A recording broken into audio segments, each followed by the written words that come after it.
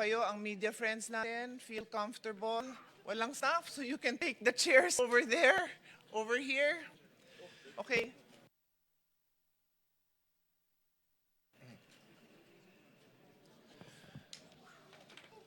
The Blue Ribbon Committee hearing is now called to order. Magandang umaga po sa inyong lahat. Let me start by thanking every single person here. I'd like to thank the staff and our media friends for allowing this event to take place. The reason why I have to thank all of you is because dun sa first floor, may mga nagsasabing hindi papasukin ng resource persons natin. So kailangan ko po silang sunduin. Nung sinundo naman, ang ating staff doon, napakaayos naman, humihingi naman ng mga pangalan, mag-register daw si guest. Sabi ko, there are guests. So walang problema, pinapasok po siya. Maraming salamat sa inyo. Our media friends, you're always welcome to cover. Pasensya na parang nagkaroon ng konting gulo, but definitely we do not in any way intend for any of you not to be able to cover our events in the Senate anytime. On that note, nagulat lang ako kasi maayos naman. Sabi ko doon sa ating resource person, halika na, sinusundo ko kayo, let's go in. Nagulat na lang ako na nakita ko doon si Secretary John Vic Remulla. Tinaharang ako. I never thought the day would come that somebody would prevent me from entering the Senate. This is my office. Again, thank you. Di ko rin nakalain na yung Senate staff, yung media, dahil nasama na kayo doon, kayo pang nakatulong na makarating ako dito sa hearing na to. This is the Senate. This is the halls of democracy. We will hold our hearing and we will continue. So hindi na ho akong papaligoy-ligoy. Good morning again po sa inyong lahat.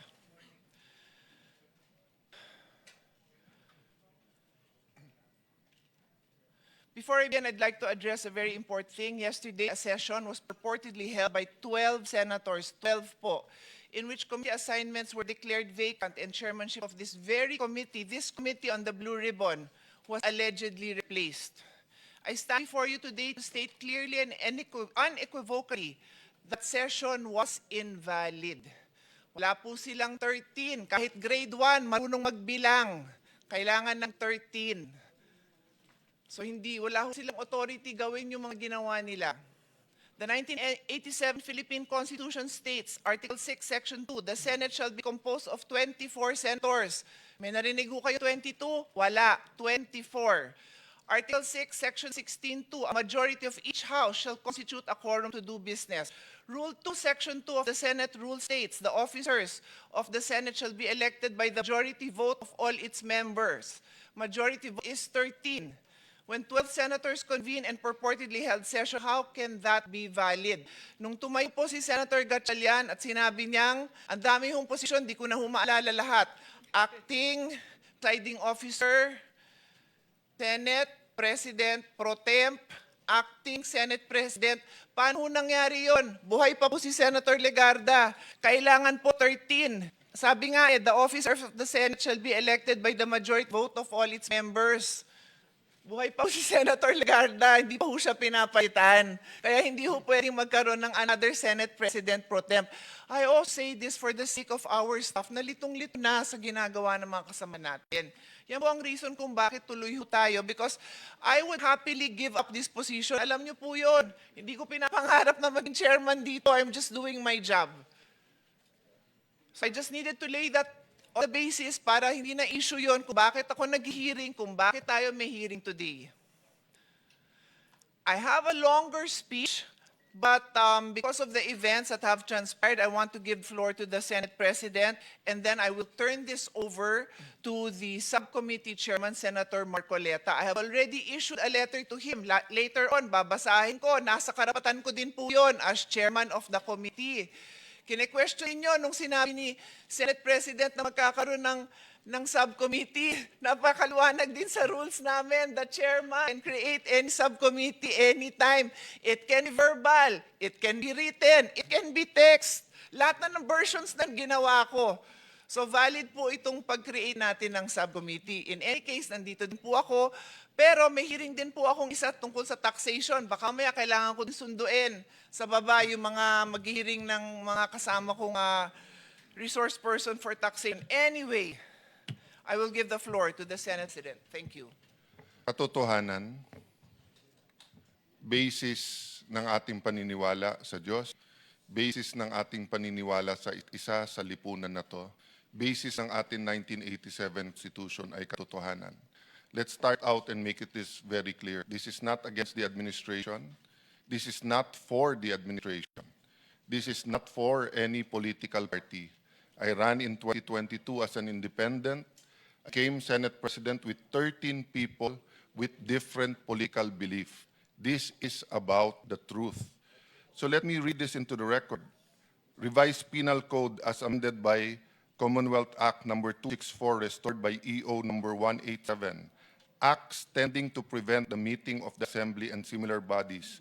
The penalty of prison correctional or a fine ranging from 200 to 2,000 pesos or both shall be imposed upon any person who by force or fraud prevents the meeting of the National Assembly, Congress of the Philippines, or any of its committees or subcommittees, constitutional commissions or committees or divisions, or any political board, or city or municipal council or board. Article 144, as amended by Commonwealth Act 264 as restored by EO 187, disturbance proceedings, the penalty of arresto mayor or a fine of 200 to 1,000 pesos shall be imposed upon any person who disturbs the meeting of the National Assembly or any of its subcommittees, committees or subcommittees, constitutional commissions or committees division thereof, or any provincial board or city municipal council or board, or prevent or in the presence of any such body should behave in such a manner as to interrupt its proceeding or to impair the respect due to it. I shouldn't have to read this. We do not want to put the Senate staff in the middle. But I invite the Blue Ribbon Committee staff, I invite the staff of the Senate, while thanking the Office of the Sergeant at Arms, thanking the ladies and gentlemen who opened the doors to us today, who assisted Senator Pia to make sure that our resource persons are here today. As a point of order, Madam Chair, Rule 3, the President, his duties and powers. Section 3, letter E, to have general control over the session hall, the antechambers, corridors, offices of the Senate. Nandiyan din yung power to dismiss any employee for cause, which dismissal in the case of permanent classified employee shall be in conformity with the civil service laws. I agree, let's not put the burden on the employees, but now it's a matter of conscience. Ladies and gentlemen of the Senate, you know the law. You work for the Senate. You work for lawmakers. You work for the Republic of the Philippines. Alam nyo kung anong tama't mali. Dun sa hindi nakakasiguro, let me read you the rule. Section 1, the Senate shall elect in the manner provided, hereafter provided, President, a President pro tempore, a Secretary, a Sergeant at Arms. These officers shall take their oath of office before entering the discharge of their office, their duties. Section 2, the officers of the Senate shall be elected by a majority vote of all its members. All its members, 13 po ang kailangan. Should there be more than one candidate, etc. So, the legitimate Senate President pro tempore is Loren Legarda. Our Senate Secretary is Jose Luis Montales. Sabi po sa Section 4C, pwedeng magkaroon ng acting if in the event of resignation, di po ako nag-resign. In the event of removal, tinong ko sa mga kapatid natin sa media kapon, did they remove us yesterday?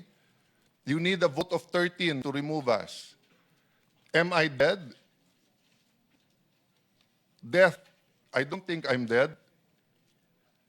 Absolute incapacity of the President. Siguro naman po I'm in control of my faculties, physical and mental, emotional, spiritual. Ano po ang sabi ng Section 10?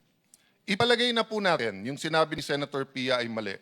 Ipalagay natin na yung katahimikan ng lahat ng mga dean ng mga law school ngayon, na sunod-sunod ang kanilang manifesto, pero kahapon tahimik silang lahat dahil alam nilang mali at hindi malturo sa kanilang mga estudyante. Sabihin nyo na po, sabihin nyo na tama yung kahapon. Ano sabi ng Section 10?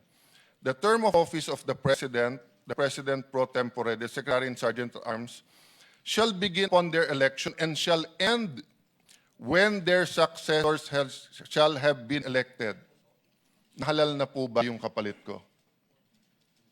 Yung nag-press con po kanina, nahalal ba siya bilang Senate President? Hindi po. Siya mismo nagsabi, naghihintay pa sila ng 13. So, ladies and gentlemen, we will continue to function. Hindi po kami makapag-away, hindi po kami kapit-tuko, walang violence sa aming mga buto. Pero ipaglalaban namin Pilipino ang konstitusyon at ang katotohanan. So may I invite all senators to join us in this hearing and succeeding hearings.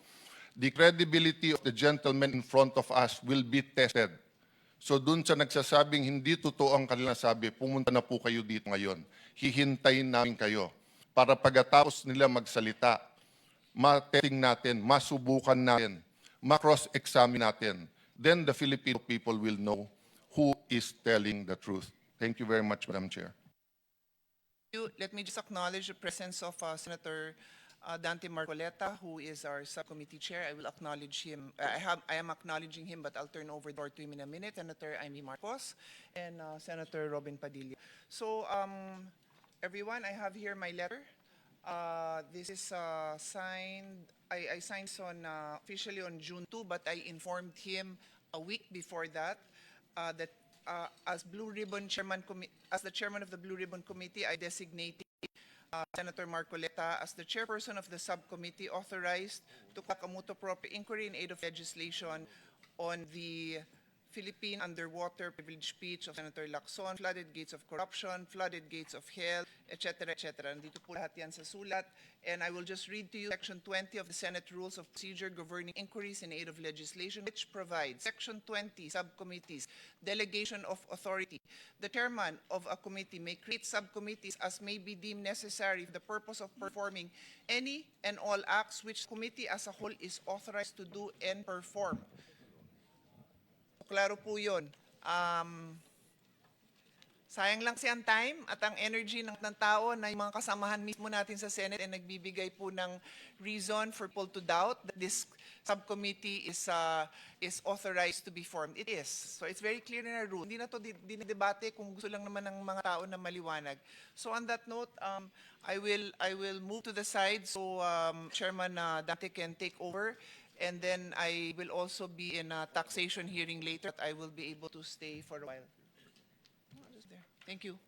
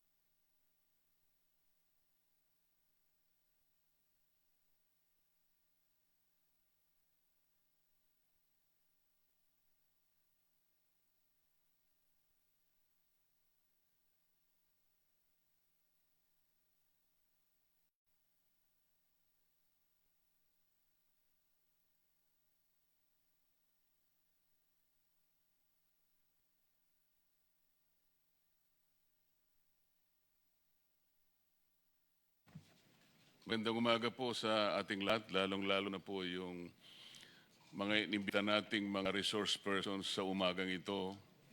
Ngunit nakikita ko lamang po yung matatapang at magigiting na mga ex-soldiers ng ating bansa. Yung iba pang mga katauhan na amin pong inimbita ay hindi po nakikita ngayon. Ang kaso po, wala yan tayong mga staff namin sa Blue Ribbon Committee. Tatanungin ko sana kung naipadala lahat. Natatandaan ko po kasi sa kauna-una ang listahan po namin ay pinaimbita namin ang former Speaker ng House of Representatives, Martin Romualdez, at yung dalawang katiwala niya sa kanyang bahay, yung mga executive assistants o personal assistants ni dating Congressman Saldico, at inimitahan ko rin ang ombudsman o yung kanyang representative. Natatandaan ko pa rin na naimbita ko rin ang Secretary ng DPWHO, ang kanyang representante sa umagang ito. Wala po sila. Ngayon, ang ibig sabihin nito ay mukhang ayaw nilang igalang ang patawag ng committee ito. Meron din po sana akong babasahing isang opening statement, ngunit nakita ko masyadong mahaba po ito. Sasabihin ko na lang, hindi ko po ulitin ang sinabi ng ating chairperson ng committee sapagkat totoo lahat ang kanyang sinabi. At lalong-lalo na hindi ko na po ulitin ang sinabi ng ating kagalang-galang na pinuno ng Senado, Senate President Alan Cayetano. Ang gusto ko na lamang pong bigyan ng emphasis sa sinabi po kanina ni Chairperson Pia, maging ako po ganun din ang damdamin ko. Hindi naman namin pipilitan ang sarili namin na kami manguna sa Blue Ribbon Committee. Nagkataon po nung una ako po inahirang, dala po ng kulin, ay binalikat ko po yon. At sa aking pagkakaalam, ginanap ko po yung tungkulin ayon sa aking kakayahan at sa aking kaalaman. Kaya lang po ay nagtagal sapagkat iba po yung hirang na leader ng aming Senado at nagtalaga sila ng bagong chairman ng ating komite. Kaya pansamantala hindi na po ako naging chairman, ngunit ako'y naging miyembro pa rin. Ang problema lang, nung sila na po ang humawak ng chairmanship ng Blue Ribbon Committee, kayo pong nakakaalam at lahat po ng Pilipino na sumusubaybay sa pagdinig na ito, wala po silang ginawa para ituloy ang pagdinig. Sila lamang po ang may kaalaman ng dahilan kung bakit ayaw nilang ituloy. Ayaw nilang ituloy, gusto pa nilang pagtakpan ang mga taong utak at mastermind ng pinakakarumal-dumal na pagnanakaw na salapi ng bayan sa kasaysayan ng Republika. Yung pong kasama naming 11, na ng 11 sa amin kahapon, wala mang isa sa kanila ang naglakas loob na magsabi, mga kasama, ituloy na natin ang pagdinig na ito. Naghihintay ang sambayang Pilipino. Hindi ba tayo nahihiya? Pera po nila ito. Ipaliwanag natin sinong kumuha, saan napunta, ano nang mangyayari ngayon. Meron po bang nagsalita sa kanila? Isa man sa kanila? Lalo na po yung madaldal sa kanila. Wala po. On record, kayo pong mga participants sa media, nakarami po sa inyo ay bayaran. Sasabihin ko na sa inyo ito. Meron po bang nagsalita sa kanila? Kayo pong members ng media, tinanong niyo po ba sila kung bakit nagpakatahimik sila? Halos 10 buong singkad hindi sila kumuha. Nung kami po ang nagkaisa para manguna uli sa Senado, sumunguna na Senate President Alan Cayetano. Hindi pa po kami nagtatagal. Gumawa na sila kaagad ng paraan para matigil kaagad ang pagdinig. Iisa lang po ang layunin. Iisa lang po ang layunin nila. Pigilin taga at ibaon na sa limot ang tungkol sa pangyayari ng flood control scandal. Wala na pong ibang isyong pinag-uusapan. Wala na po. Kailangan po mapagtakpan, makalimutan, akala nila malilimutan ng taong bayan ang nangyari na isandal sa kasaysayan ng ating bansa. Sino pong makakalimutan inyo? Ngayon po, nandito tayo ngayong umaga.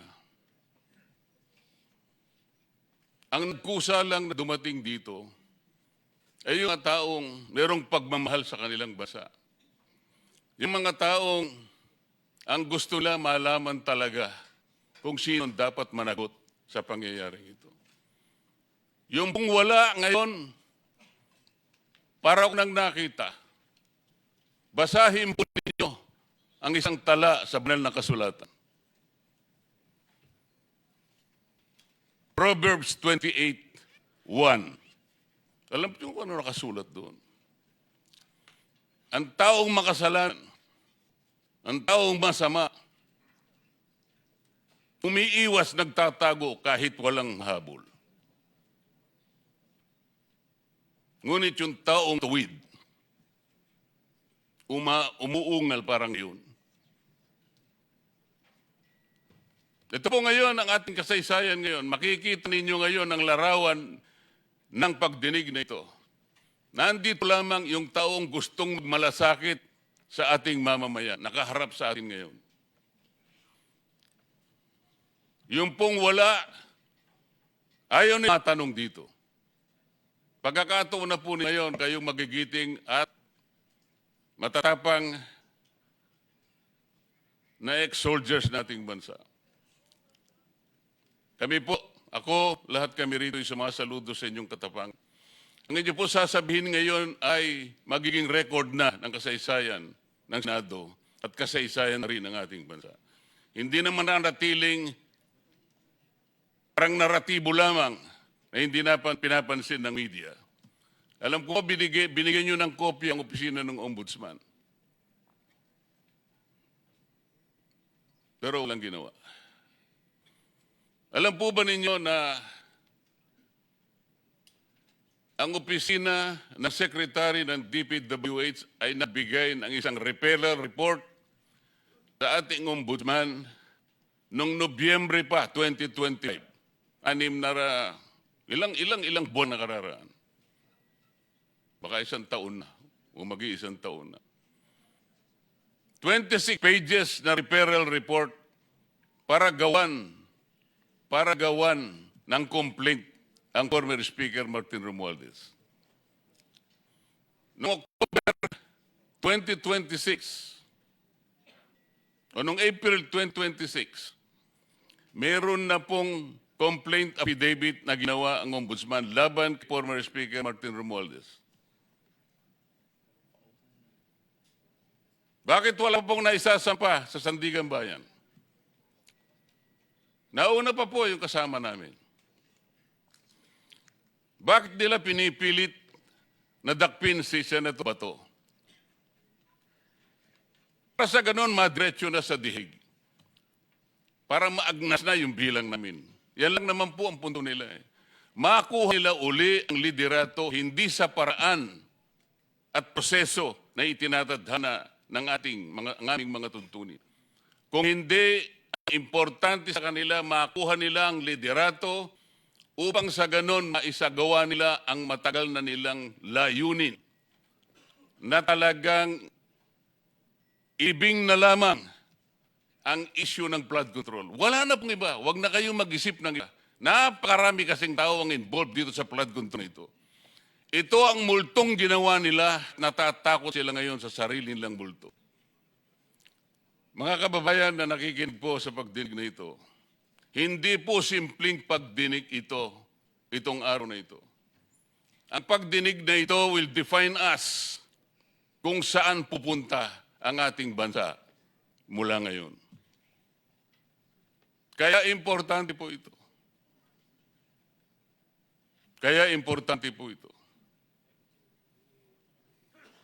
Dahil wala po yung mga importanteng mga taong pinatawag natin at dun sana pasisimulan ng mga tanungan, kayo pong nandito ngayon, tatanungin na lang. Pagkakataon na ninyo, marerecord na ng formal ang sasabihin ninyo. Matatala ang formal.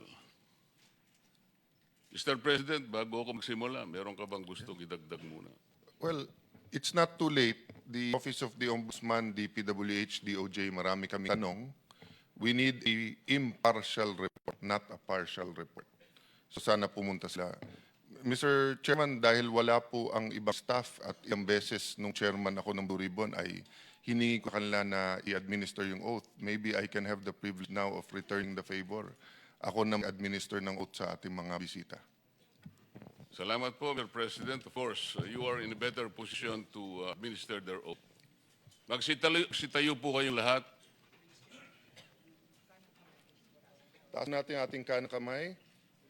Do you swear or affirm to tell the truth, the whole truth, and nothing but the truth in these proceedings? Thank you.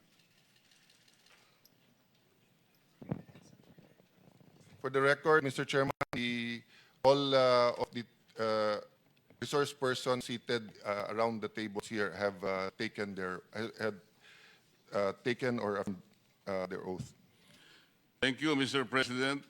Mr. President, for your information, Attorney Rondain, lawyer for Saldico, is in the vicinity, but I received a notice that he is prevented from making his way into this hall. Sana po ay merong makapagkatulong sa kanya para makarating dito.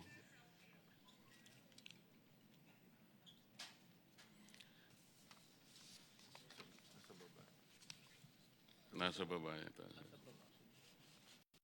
We ask some of our staff to see what's happening there and then kung kailangan namin sunduin, susunduin natin. Again, may I remind even our own employees, pag in-interrupt nyo or dinisturb or pipigilan nyo yung ating hearing, yan po ay criminal offense. At ang hindi pagpapasok sa amin source person ay kasama po yan sa paparusahan. Mr. President,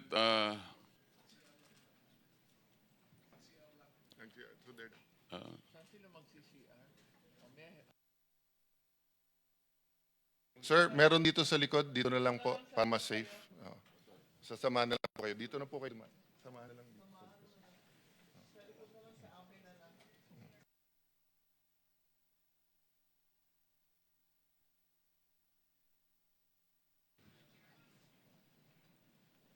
Attorney Baligod, kayo po yung una naming tatanungin dahil magkakaroon po ng pagbabago lang dahil nawala nga po yung at hindi dumating yung mga principal pong mga kasama ninyong respondents para umagang ito.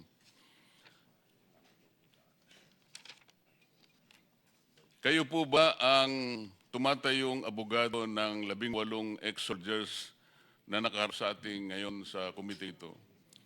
Opo, Ginoong Senator Marcoleta. At maaari rin po ninyong tanungin ang bawat isa sa kanila kung kinukumpirma nila ang aking admission that I am standing as their lawyer. So, pwede pong Yun nga tanungin po yung sila. gusto kong sabihin. Sa lahat pong mga ex-soldiers nandito ngayon, kinukumpirma ba ninyo na si Attorney Baligod ang tumatayong abogado para inyo? Salamat po. Yes, ma'am. Mr. Chair, may susumbong lang po. Maraming nagte-text na sinusubaybayan ang ating hearing ngayon at ang nireklamo ay hindi lumalabas sa said website, pinagbawalan daw. At yung iba naman sa ibang plataforma ng media, pinapatay ang coverage, putol-putol at choppy. Kung pwede lang po, hayaan natin na marinig ng sambayanan ang testimonya ng ating mga Marines. Salamat po sa inyong ulat, Madam Senator. Talaga pong gagawin nila ang lahat ng kanilang magagawa. Mr. Chair, I received information, it's not verified, that the Attorney Bantug, who is not the secretary, ay pinag-utos nga daw to, pati yung, just the website or pay Wi-Fi? Do we have Wi-Fi now in the... What about Wi-Fi here? Okay naman. Yeah. So, again, no, kung sino in charge nung website, put it on. If not, kasama din po kayo sa nag-i-interrupt, nag-disturb nung proceeding because in the digital age, pag ang coverage ng hearing, you interfere with that, you know, that is part of stopping the public from knowing what is happening here. No? So, again, ayoko kayo maipit, pero hindi man siguro kayo maiipit by putting on live kung ano nangyayari ito. That's a matter of record. Even our non-hearing events, halimbawa may art fair tayo dyan or may EDCOM report, ay pwedeng ilagay sa website natin. So there's no legal issue about broadcasting officially from the Senate. Thank you very much, Madam. Senator Amy and Mr. Chair. Salamat po, Mr. President. Kaya po ng aming sinabi kanina, lahat po ay gagawin nila. Huwag lamang pong matuloy ang hearing na ito, lalong-lalo na po para marinig po ang sasabihin ng bawat isang ex-soldier na nandito ngayon. Sa aming ulitin, maaaring na-impluensya, na-confuse ang iba't naming mga staff dito dahil sa ginawa nila. Akala po nila yung 12 pinangatwirana, nagsasite pa po sila ng jurisprudence, Abilino versus Cuenco, kahit na po bar flanker, kahit hindi po pumasa sa bar, ay maiintindihan niya na hindi applicable yung mga sinasabi nila. Pati po yung sinasabi nila noong panahon ni Senate President Drilon, 12 lamang po ay okay na pong maging quorum. Alam po ninyo, isa lang po para maintindihan lahat po ng mga kababayan nating nakikinig. Ang doktrina po na in-establish ng Korte Suprema, kapag ilan sa amin ay wala sa Pilipinas, halimbawa po, kagaya ng panahon ng Abilino versus Cuenco, isa po sa senador ay wala sa ating bansa. Pagka po ang isa senador ay wala sa ating bansa, labas siya sa coercive jurisdiction po ng Senado. Kaya kung isa ay wala, 23 ang basis ng quorum. Kaya po noon, nangyari po yung 12. Sa panahon po ni Pangulo ng Senado, Senator Drilon, 4 po noon ang wala sa bansa sa iba't ibang kadahilanan.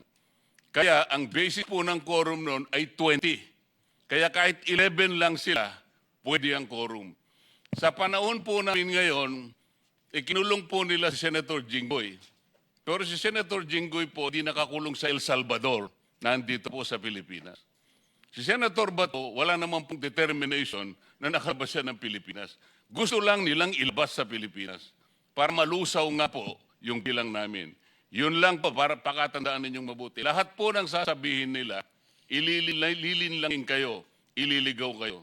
Nailigaw po yung ilan naming mga aliado rito.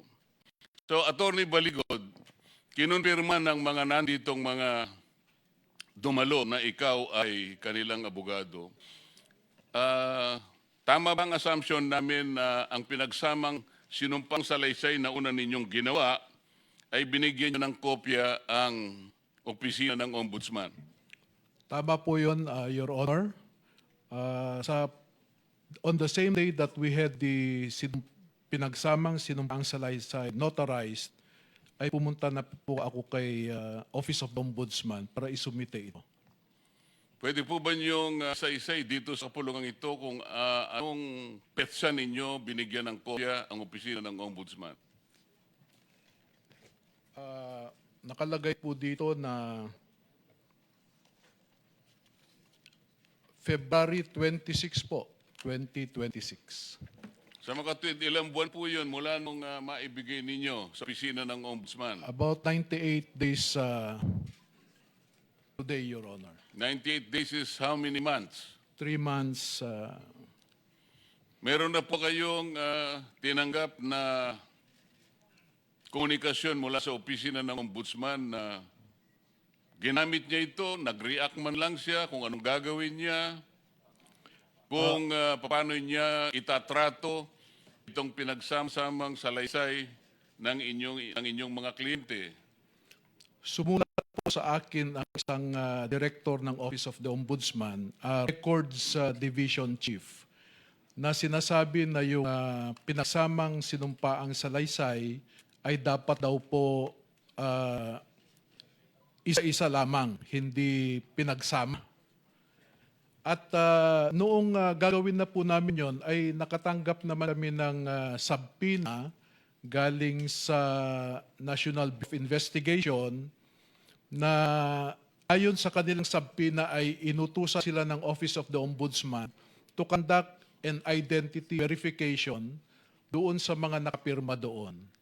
So nangyari po yon, pero nagkaroon kami ng konting tatanong sa NBI dahil ang delegated authority nila ay to conduct identity verification lamang, ngunit pinaghiwa-hiwalay po nila ito si 8 at nag-conduct po silang isang custodial investigation. At pinaalalahanan ko po ang mga investigador ng NBI na kung custodial investigation yan ay entitled ang bawat isa ng abogado. At nag-iisa po ako noon. Kaya ang sabi po nila, di bale, attorney, dahil ipapabasa muna namin sa iyo ang kanilang salaysay pagkatapos. Ngunit hindi po ginawa ng NBI yon at 6 po sa mga 18 ay pinilit nilang pumirma at doon sa nakapirma, 2 ang ginamit ng Office of the Ombudsman's Field Investigation Bureau doon sa kanilang factual investigation concerning former Speaker Martin Romualdez, Zaldico at saka si Atty. Raul Paras, no? At naglas ng isang complaint ang opisina na yon ng ombudsman laban doon sa nabanggit kong 3 at ginamit po nila yung salaysay na naibigay sa FBI, yung salaysay ni Ginoong Esquivel at saka ni Ginoong Navidad po. Di bang kumplituhin nyo yung pangalan nung 2 sa 18 soldiers na ang kanilang salaysay ay ginamit na batayan sa pagsasampa na kaso kay former Speaker Martin Romualdez, Salco at iba pa? Yung isa po ay si Christopher T. Esquivel at saka si Hil Navdad. Mr. Chairman. Yes, Mr. President. No, just as a lawyer, kumpanyero, and you as a practicing lawyer, no? Hindi ba mali yung procedure ganon? Kasi ang alam ko sa custodial investigation, the person under investigation has the right to choose his lawyer. At kailangan all throughout the custodial investigation, present yung lawyer niya. Hindi pwedeng sabihin ng piskal, ng police, ng NBI o kung sino man, papakita muna namin sa iyo. You're there to advise them all throughout that procedure. Tama po ba ako? Tama po yun, Senate President. Yun po ang sinabi ko. I cautioned the NBI investigator about that. And inadmit nila na alam din po nila yun dahil abogado rin sila. Kaya ako naman, para hindi nila masabing obstructionist po ako, ay pinayagan ko po sila interviewin isa-isa na walang kasamang abogado, but with the condition na pag natapos nila, bago pumirma yung interviewee, ay basahin ko po muna at kasama ako sa pipirma. Ay hindi po yun na sinunod ng ilan sa mga NBI investigators. I'll ask the follow-up questions later on so that we can fast. Thank you, Mr. Chairman. Pero Atty. Baligod, nung ibigay mo itong kopya sa kanila ng pinagsamang sinumpang salaysay, wala naman silang sinabi sa iyo na yung pinagsamang salaysay na yon sa kanyang kabuuan ay hindi nila sinabing walang kwenta, hindi nila sinabing walang saysay. Wala naman po silang sinabi as to the value of the affidavit. Kanya lang gusto nilang isa-isahin. At ipinaliwanag ko nga po na itong pinagsamang sinumpaang salaysay is a common practice when more than one witnesses know similar facts. Palagay ko po ay medyo nagkamali si Ombudsman doon dahil noong PDAF investigation nga po ay ganun talaga ang proseso. In fact, pwede silang mag-action sa isang anonymous na complaint eh. So, ang proseso po talaga sana dyan ay merong reklamo, pwede po nilang i-refer sa kanilang Field Investigation Bureau. I think there are 6 or 7 bureaus na makakandak po talaga ng ganon, question and answer, no? Bago gumawa sila ng isang salaysay. And I am proven right po with regard to that procedure dahil a few days ago, I received a letter from the Office of the Ombudsman na ganun yung gagawin ng proseso. Kaya sa June 11 po, nag-invite sila ng isa at pinapasamahan nila sa akin. Sa June 15, isa umaga, isa sa hapon, at pinapasamahan din po nila. And tama po yung proseso na yon. Yung unang sinabi ng ombudsman na proseso nila ay nagkamali po siya noon. Salamat po. Bago ko ituloy ang aking pagtatanong, let me acknowledge our colleague, Senator Loren Ligarda. Thank you. Good morning, Mr. Chair, Mr. President. Thank you very much. Mr. Chair, may I just make a comment on the earlier statement of Senator Pia Cayetano, if I may? Mr. Chair, yes, you recognized me, right? Yes. I am not AI. I'm alive. And I'm present. Opo, ina-acknowledge ko po na hindi kayo AI dahil Oo. kilalang kilala. Umari ko po kayo, kaya alam ko Opo. po, kilala ko po kayo. Ako po'y nando bilang Senate President pro tempore at membro ng 24 men and women na Senado. At ayon po nga sa sinabi ni Senator Pia Cayetano, so nandito po tayo sa ating pandinig. Kasi may nagtatanong kung nasaan. So hindi AI, buhay na buhay, sa awa po ng Diyos, at hindi nag-resign. At simple lang po, kung merong 13 na boto na kakapagbigay at iba po ang iboboto, I would be more than willing to yield my position. Been there, done that. Just like 2022, sa President Mig Subiri, I was pro tempore and we were ousted by Senate President Chis Escudero and Senate Pro Tempore Jinggoy Estrada. I more than willingly gave my seat. So just to make it clear, never po tayo nagkakapit ko sa anumang posisyon. Pero dito po ko para ipakita na nandito po tayo at hindi pa po tayo nagre-resign sa ating posisyon. At yan naman ayon sa Rule 2, Section 2 ng Senado. Salamat po. Patuloy ang inyong hearing. Ako po'y makikinig sa ating mga bayani na nandito po ngayon. Salamat. Salamat po, Madam Senator. Attorney Baligod, pakikita ko sa iyo yung kopyang ibigay sa akin at sabihin mo sa pagdingin ito kung itong dokumentong ibinigay sa akin ay kapareho rin nung isinabit mo sa opisina ng Ombudsman. Pakibigay.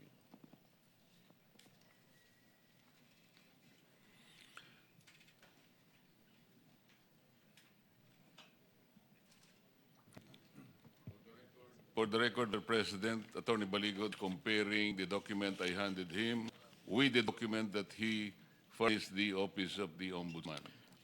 Mr. Chair, before I respond to your request, let me make a statement that salamat po sa tanong nyo na ito. Dahil alam ko po na may umiikot noon sa social media na claiming na yun yung affidavit ng 18 ng mga dating sundalo. At nakita ko na maraming mali, may mga dagdag, bawas, at yung maling affidavit po na yun ang ginamit ng ilang mga mambabatas sa kanilang reklamong libel at cyber libel sa amin. Ginamit po nila yung hindi notaryado, hindi pirmado, at may mga intercalations na affidavit po.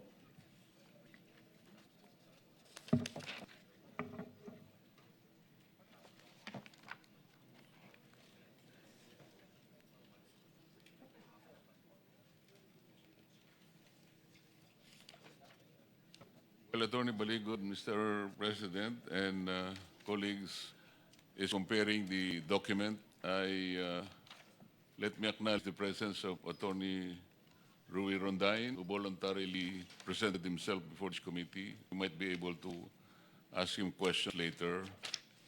If he so desires, he will be able to answer it. Thank you.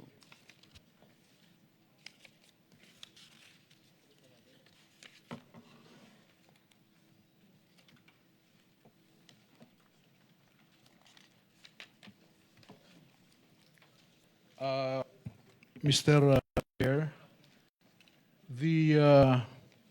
except for the pagination, and the contents of a specific page, meron pong pagkakaiba, no? Like for example, in page 12, sa amin pong simite sa Office of the Ombudsman,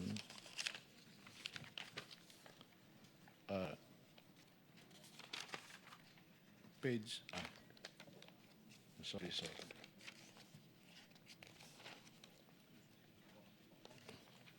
Your Honor, I withdraw my initial statement and I confirm that these are the same.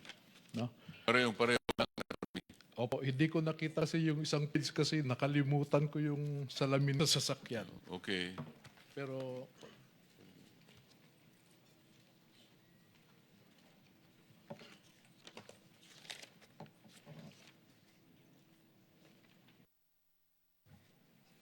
Thank you for confirming copy that I received is similar with the one that you submitted to the Office of the Ombudsman. Kasi po dahil wala pa naman kaming hawak na mga individual na maaaring ipagawa namin sa inyo, Attorney? para po hindi tayo magkalito po, bibigyan na lang po namin kayo ng photocopy of what we submitted to the Ombudsman. Nag-prepare po kami ng kopya para sa inyo.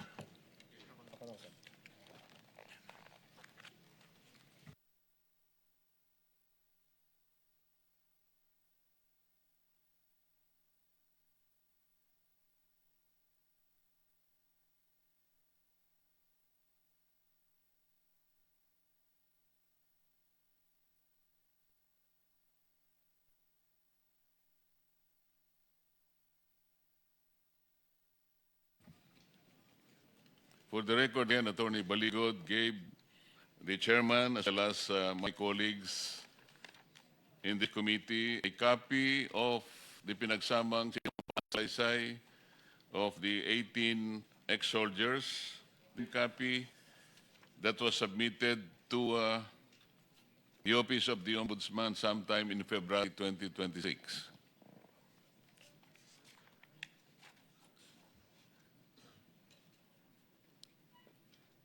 Binasa ko ito, Attorney Baligod, at ang nagbigay sa akin ng malaking atensyon ay yung napakaraming deliveries ng mga maleta na nakalitrato pa dito sa inyong sinumpang salaysay. Initially, pwede ko bang malaman sa pamagitan ng pagtatangkamay ng mga nandito, mga ex-soldiers, sino-sino po sa inyo ang nakapag-deliver o nag-deliver ng mga mali-malitang salapi sa mga bahay o lugar na sinasabi nyo na pag-aari former Speaker Martin Romualdez? Pakita lang po ang kamay. For the record, Sir President, halos lahat po ay personal na nakakaalam na silang lahat ay nag-deliver ng mali-malitang pera sa bahay o sa mga lugar na pag-aari ni former Speaker Martin Romualdez. Salamat po. Mr. Chairman, Yes. sorry to interrupt. Marami pong media sa labas ayaw papasukin. Makiusap ulit ako sa staff kung ako mismong bababa. Sa pagkaalam ko, may freedom of dress pa naman at hindi nyo naman pipigil na nandito lahat ng ating mga kapatid sa media, nandito lahat ng camera. So, pagbigyan natin lahat ng stasyon at lahat ng outlets, may pabi, tingnan nyo kung sa gate daw, pinakita sa akin picture, ayaw papasukin.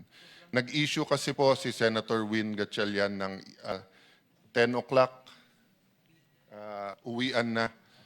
Sabi nila gusto nila magtrabaho pero 10 o'clock gusto nila uwian na.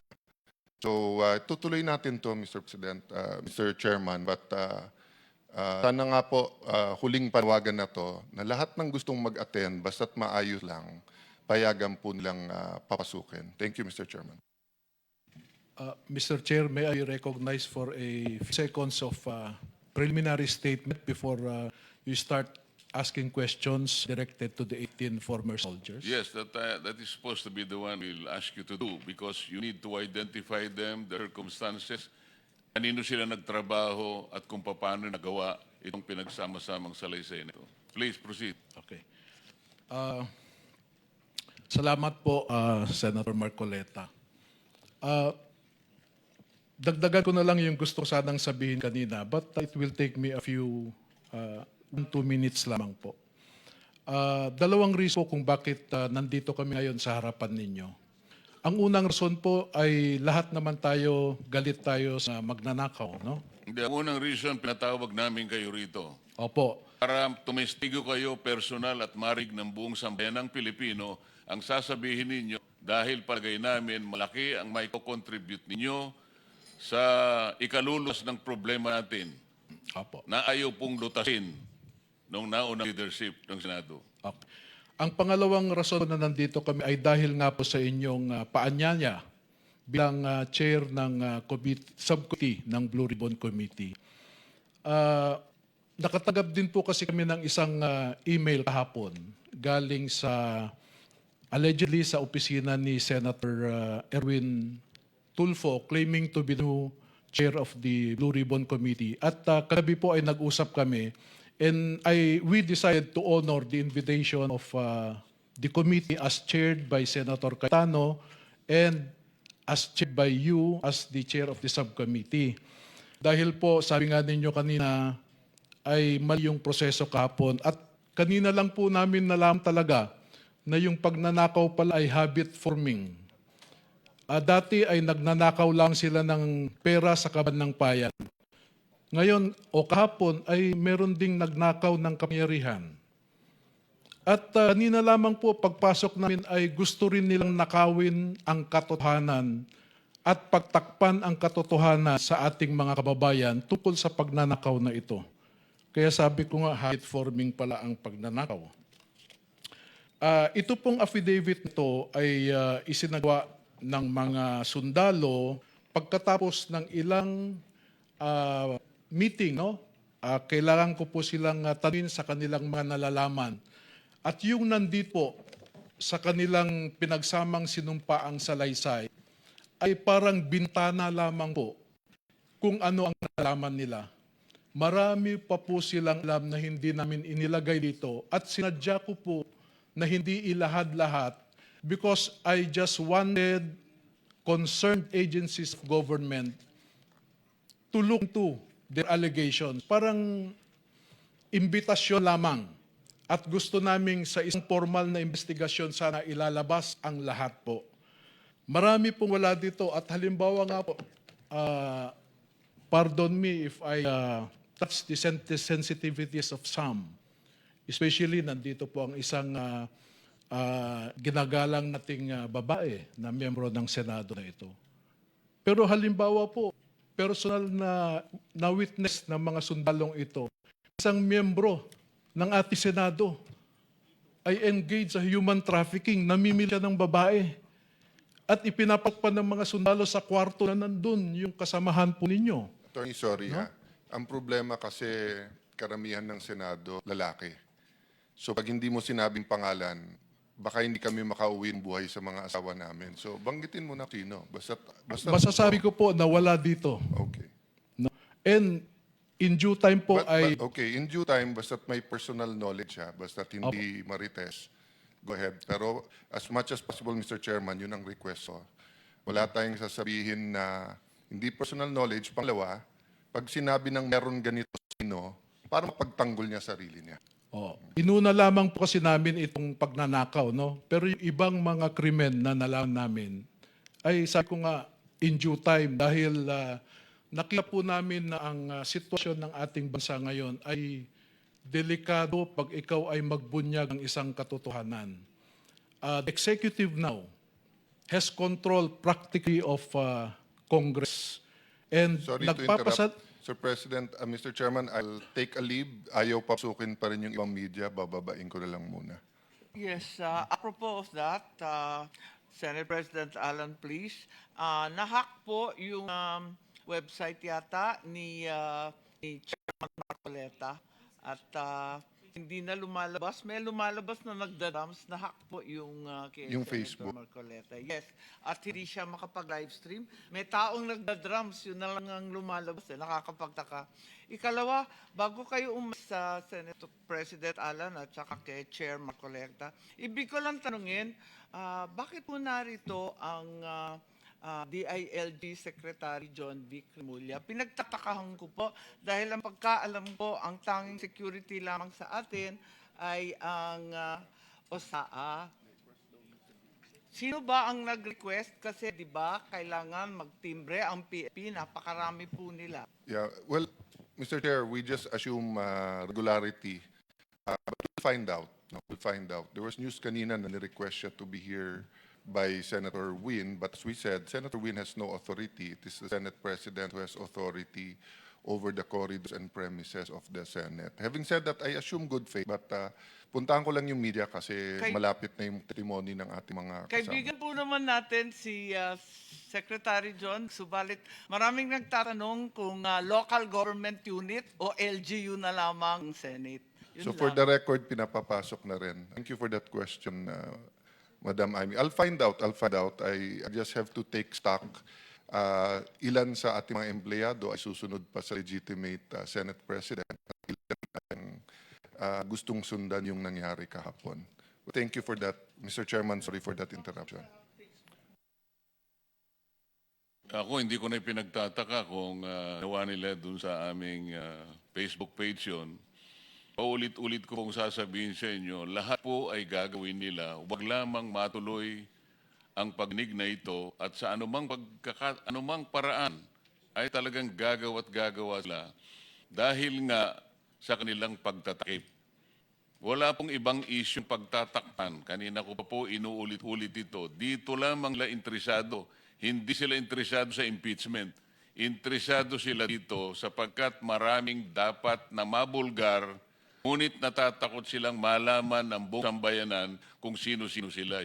Ganun po ka-importante ang pagnig na ito. Kaya huwag kayong magtaka.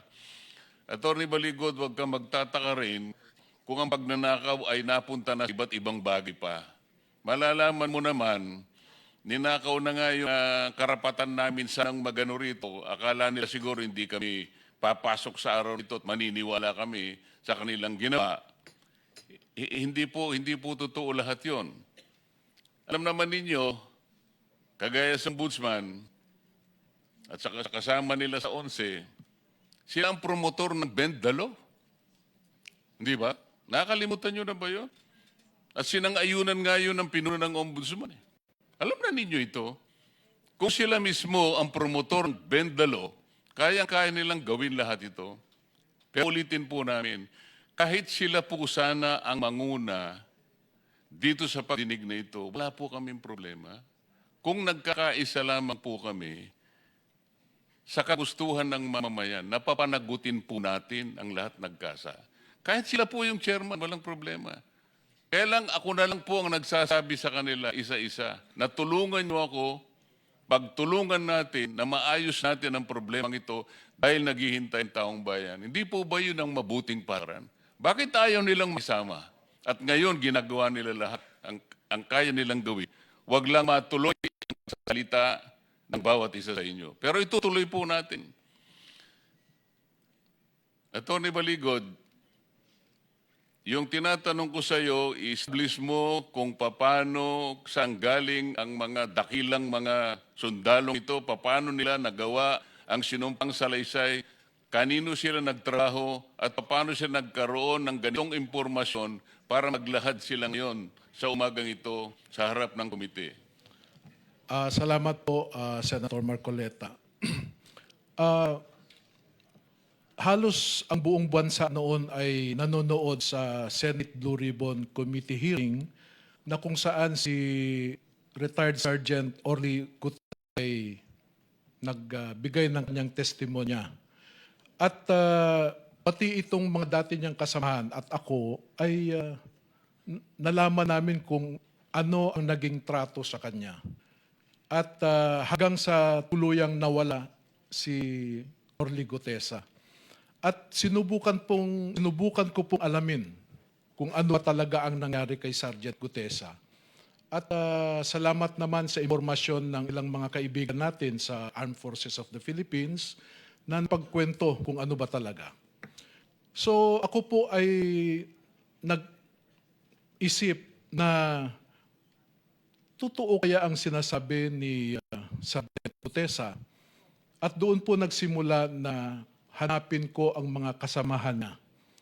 At meron akong kaibigan po na kaibigan niya yung dating pinakamataas sa security detail ni ding Congressman Saldico na si General Jeff Sodusta at saka si Colonel William Dominguez.